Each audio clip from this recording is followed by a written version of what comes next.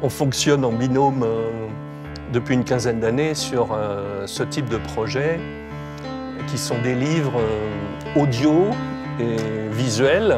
Donc les ouvrages entre des images capturées par des appareils, donc photos, oui, et des images construites, dessinées avec des outils dans la plus grande tradition. Le principe de cette collection, c'est de ne traiter que d'un principe monographique.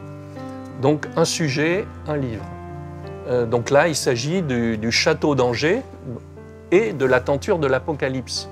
Donc on a le château d'Angers sur une dizaine de pages, donc l'histoire, la géographie, et la tenture de l'Apocalypse, qui est quand même un chef-d'œuvre du XIVe siècle, la plus grande tenture, je dirais, de l'humanité, 140 mètres de long au départ, sur 6 mètres de haut. C'est une composition complètement exceptionnelle. Donc on a eu une vingtaine de planches pour la résumer l'essentiel. Alors le gaufrage, avant tout, c'est la mise en relief généralement sur un papier.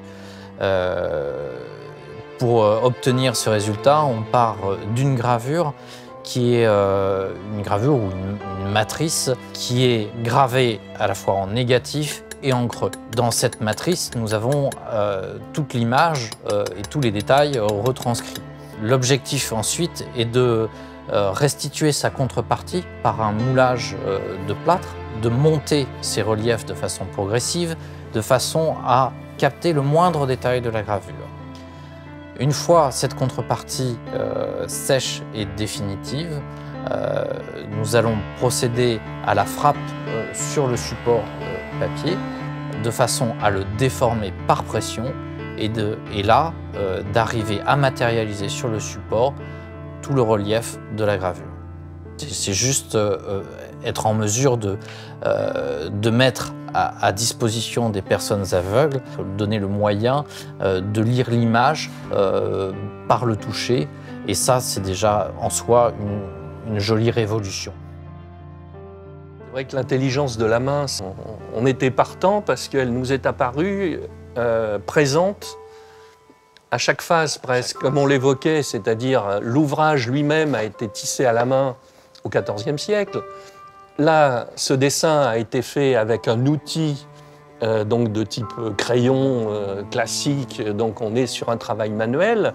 Et une fois le gaufrage qui présente quand même des finitions manuelles très importantes, et en finale, la dernière intelligence, c'est celle du lecteur qui va redécouvrir l'image avec ses propres mains. Donc en fait, on a une succession d'efforts manuels qui monopolise l'intelligence sur des époques différentes et sur des phases différentes.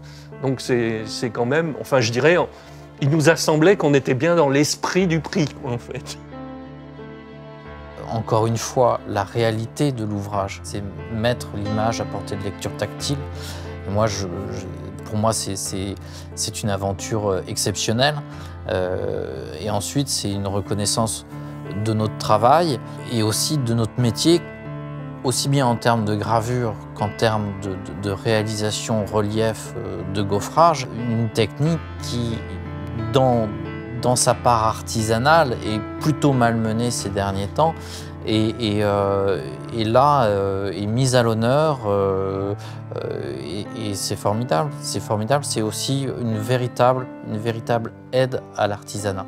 On était évidemment très heureux puisque ça ouvre la possibilité de faire un nouvel ouvrage, de prolonger la collaboration. C'est un ouvrage à lire autrement, quoi, en fait, avec les yeux, avec les doigts, avec les oreilles. Enfin bon, ça porte le nom du livre parce que ça a la forme de la brique, mais sinon, enfin, il est beaucoup plus complet qu'un simple livre, quoi, voilà.